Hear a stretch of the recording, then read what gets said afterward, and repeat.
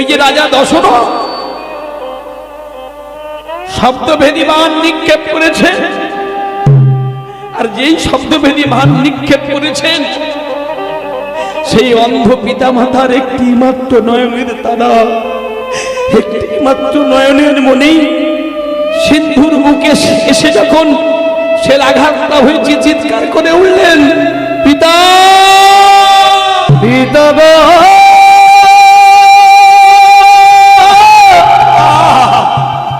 ও গো পিতা পিতা গো,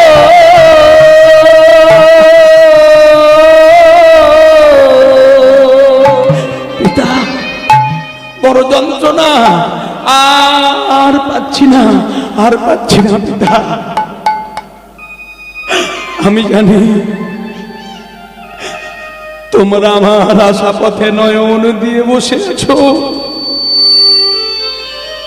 আমি এই জল নিয়ে গেলে তোমরা পান করবে, ফল নিয়ে গেলে তোমরা সেবা করবে, কিন্তু আর তো তোমাদের সঙ্গে মনে হয় দেখা হবে না। ছটফট ছটফট করছে যন্ত্রণায় কাতর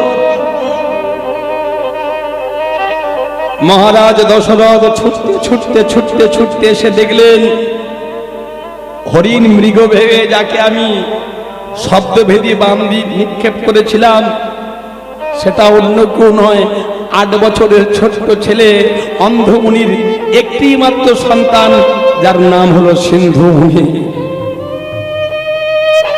জড়িয়ে ধরেছে বুকের মাঝে, খোকারে কে তুই, কোথায় তোর বাড়ি, তোর বাবার নাম কি, তোর মায়ের নাম কি? ছোট ছেলে তো, আপনাকে দেখে মনে হচ্ছে আপনি রাজা,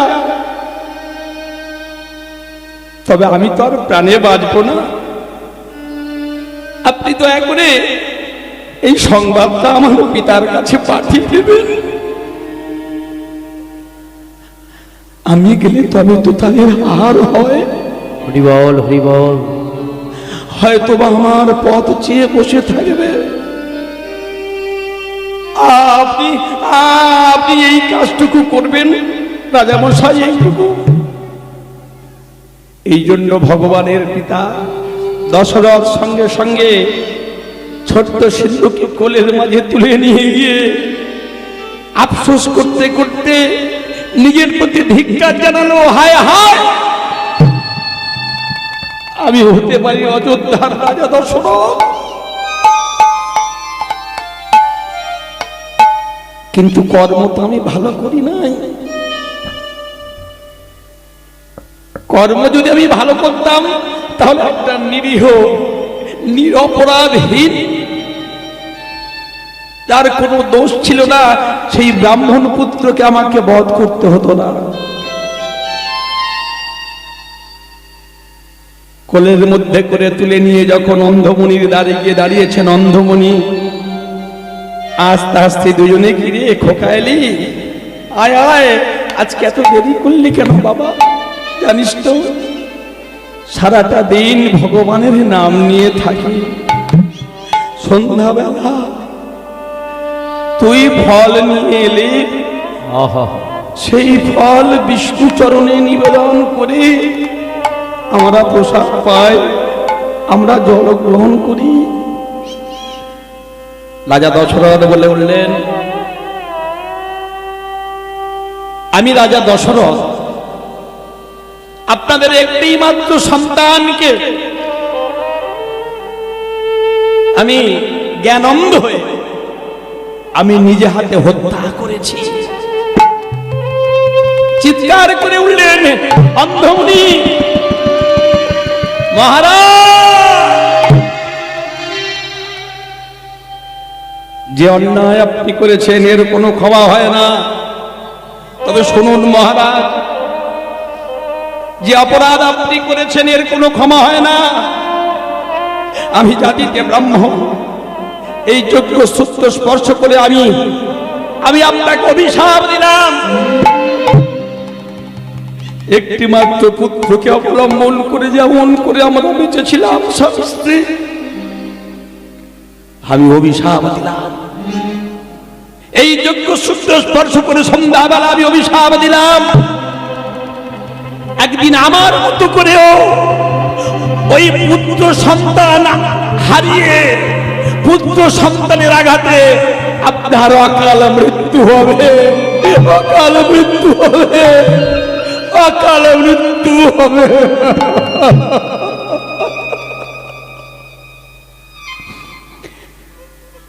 মহারাজ দশরথ হেসে উঠলেন। আপনি বর্ণশ্রেষ্ঠ ব্রাহ্মণ, আপনি অভিশাপ দিলেন, এত সামান্য একটা অভিশাপ দিলেন, এ তো অভিশাপটা আমায় আশীর্বাদ হলো কেন? রাজা দশরথের কোনো পুত্র সন্তান ছিল না।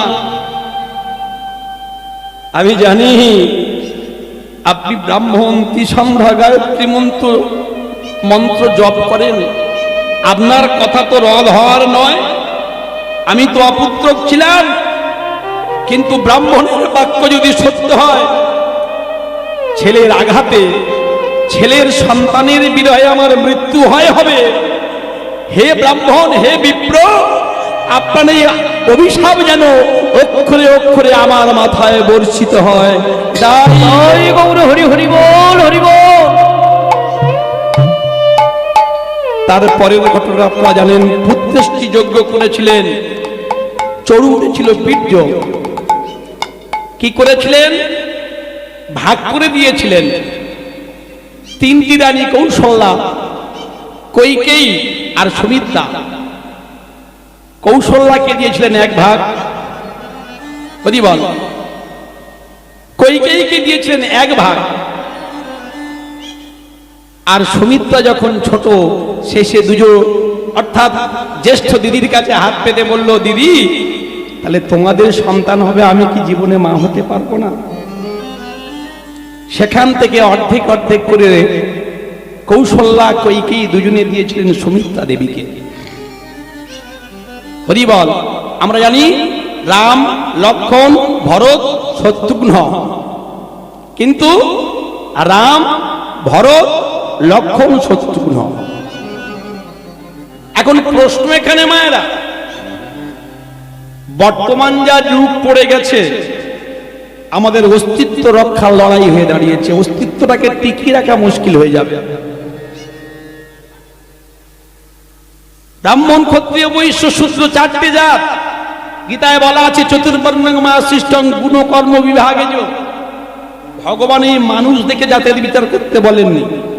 ভগবান যে জাতের কথা বলেছেন, জাত মানে কি? জাত মানে এখানে ধর্ম নয়, জাত মানে এখানে গায়ের রঙকে বর্ণ নয়, জাত মানে জাত্যাভিমান।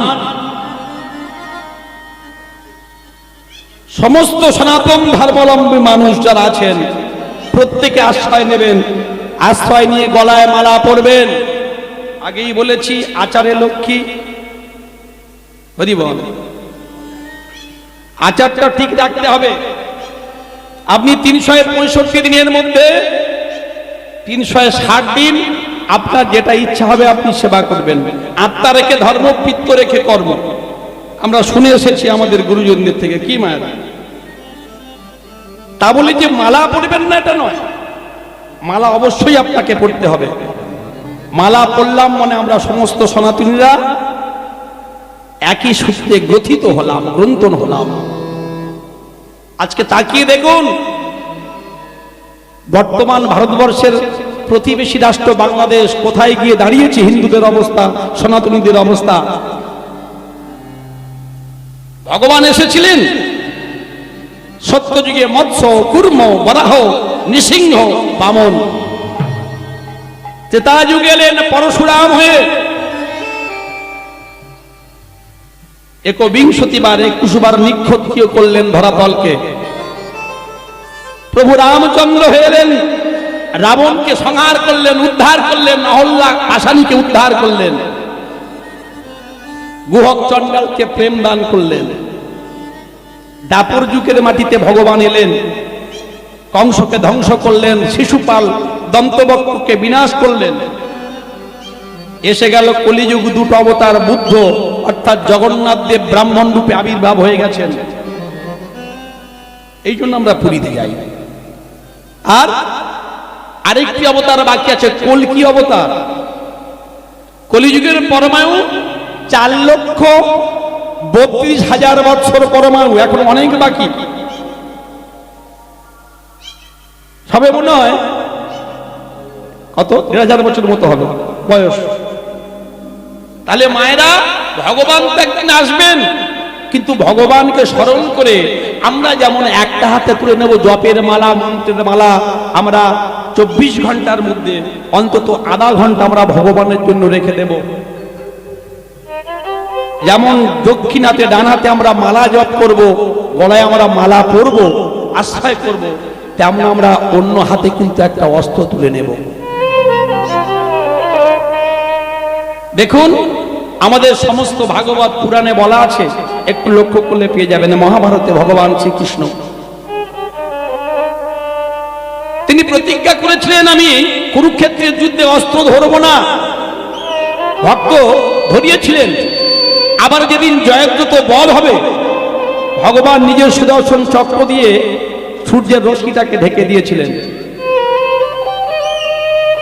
দেখুন মা কালীর হাতে অস্ত্র আছে, সত্য ছিন্ন শির, ডান হাতে খড়গ আছে, বাম ঊর্ধ্ব পরাম্বুজ, অভয়ং বরদং, মা কালীর যে শ্লোক আছে।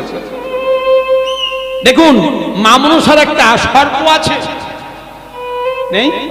মা দুর্গা কোথাও অষ্টভুজা, কোথাও দশভুজা, প্রত্যেকটা অস্ত্র শস্ত্র আছে। ভগবান রামচন্দ্রের কাঁধে রয়েছে তীর ধনুক, লক্ষ্মণ ঠাকুরের তীর ধনুক, বলরামের স্কন্ধে রয়েছে লাঙ্গল। তাহলে আমাদের সনাতনীদের যদি আমাদের ধর্মটাকে টিকিয়ে রাখতে হয়, আমাদের অস্তিত্বটাকে ভারতবর্ষের মধ্যে যদি সঠিকভাবে প্রমাণ করতে হয়, তাহলে ভয় পেয়ে পিছিয়ে গেলে চলবে না। আজকে তাকিয়ে দেখুন চিন্ময় কৃষ্ণ প্রভু খোল করতাল নিয়ে হরিনাম করতে হবে, তার সঙ্গে সঙ্গে সমস্ত ছেলেমেয়েদের যোগ শিক্ষা দিতে হবে, তাদেরকে সাহস দিতে হবে, তোমরা সত্য কথা বলো, সৎ পথে চলো, হও ধর্মেতে ধীর, হও কর্মেতে বীর, হও উন্নতশীল, নাহি ভয়। তাকে চরিত্র গঠন করতে শেখাও মায়েরা। নিজের ছেলেকে, নিজের মেয়েকে এই শিক্ষা দিতে হবে। আর ওই আমি কি খেলাম, ও কি খেলো, এই বাছাবাছি বিভেদ না করে, ও কি জাত, আমি কি জাত, আমার গলায় কখে পইতা আছে, ওর গলায় মালা নেই নাকি, এই যদি চিন্তা ভাবনা আমরা করি, যদি একে অপরের পাশে দুঃখের দিনের সময় আমরা যদি চলে আসি, ফিরে আসি, তাহলে বিধর্মীরা এসে আমাদের সবাইকে ধ্বংস করে দিয়ে যাবে, আমরা কিছু করতে পারবো না। এখনো সময় আছে। ভারতবর্ষের বুকে দাঁড়িয়ে, পশ্চিমবাংলার বুকে দাঁড়িয়ে আমাদের অস্তিত্বকে আমাদের টিকিয়ে রাখতে হবে। এই হরিনামটাকে টিকিয়ে রাখতে গেলে আমাদেরকে নিজের শক্তিশালী হতে হবে। ভগবানের চরণে মনোনিবেশ করব, ভগবানের জন্য চোখে জল ফেলবো, আমার একটা চোখে ফেলবো ভগবানের জন্য জল, আর একটা চোখ দিয়ে আমার আগুনের বন্যী শিখা বেরিয়ে যাবে। কারণ আমরা কোনোদিন অন্যায়কে আমরা প্রশ্রয় দেব না। অন্যায় যে করে আর অন্যায় যে সহে, তবে ঘৃণা তারে তৃণ সমদহে। তাহলে শুধু তাই নয়, রাজা দশরথ তিনি মৃগ শিকার করতেন। তাহলে মৃগ শিকার করতেন, আপনার আহারটা বড় কথা নয়, আপনার মনটা কি সেটা বড় কথা। ভগবান কৃষ্ণ যেদিন দ্বারকাতে গেলেন, পঞ্চ পাণ্ডব যখন বনের মাঝে তারা পর্ণ কুটির নির্মাণ করে একা দ্রৌপদী যাজ্ঞসেনী পঞ্চ পাণ্ডবকে লঙ্ঘন করে সেবা দিচ্ছেন, ভগবান গোবিন্দের সম্মুখে একটা হরিণ একটা শুকর শিকার করে এনেছিলেন। মহাভারত বলছে, যারা ভারত পড়েছেন কার্তিক মাসে, পুরাণ বলছে, দেখে নেবেন। তাহলে একটা কথা আমাদের মনে রাখতে হবে মায়েরা, সেই শিক্ষা, সেই দীক্ষা আপনারা দিতে পারেন। একমাত্র মাই পারে জগৎ সংসারটাকে চালিত করতে। হরি বল। কেন? মায়ের শিক্ষা আগে হলে শিশু শেখে মায়ের কোলে। গাছের গোড়া যদি ভালো হয়, ফল ভালো হবে। হরি বল। আর কলের লেয়ার যদি ভালো হয়, জলটা ভালো পাবে। তাহলে ভক্তমণ্ডলী ভক্তিমতী ভাইরা লীলার মধ্যে আমরা প্রবেশ করব, আরো অনেক কথা অনেক তথ্য কথা আমরা আস্বাদন করব, কিন্তু এই কথাগুলো আমাদের ভুললে চলবে না। যদি এগুলো আমরা ভুলে যাই তাহলে জগৎ থেকে আমরা সবকিছু ভুলে যাব।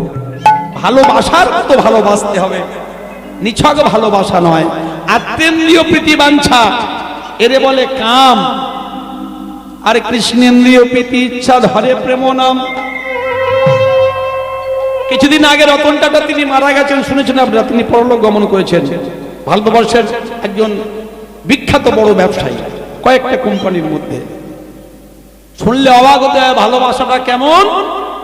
একটা পোষ্য ছিল কুকুর, সেই কুকুরের জন্য কয়েক ডলার বিলিয়ন ফিক্সড ডিপোজিট করে গেছে, তার যেন সারা জীবনের কোনো খাওয়া পড়ার অভাব না হয়। তাহলে ভালোবাসা এমন ভালোবাসতে হবে, ভগবানকে ভালোবাসতে গেলে নিঃস্বার্থভাবে ভালোবাসতে হবে। আর আপনারা যারা ভালোবাসেন তারা আজকে এখানে এসেছেন, হরে কৃষ্ণ। তাই আজকে আমরা গৌর পদাবলী সমাপন করে লীলার মধ্যে প্রবেশ করব। নিতাই চাঁদ গৌরাঙ্গ মহাপ্রভুকে সঙ্গে নিয়ে বলছে, ভাই কোথায় গেলি? আর দেরি করিস না, তুই তো করুণার অবতার, করুণাময়, করুণা বিতরিবে বলে এসেছিস, জগতের মানুষকে করুণা দান করবি বলে এসেছিস। আর আমি সেই প্রেমের বস্তু নিয়ে এসেছি। হরি বল। তোমরা লহরে ধর লহরে লহরে ব্রজ প্রেমে নিতাই ডাকে বলে লহরে লহরে রৌনা কিশোরীর প্রেমে নিতাই ডাকে লহরে লহরে লহরে কিশোরী নিতাই ডাকে আমার নিতাই ডাকে আজি আজি গৌরডা। Please subscribe my YouTube channel and like, comment, share please.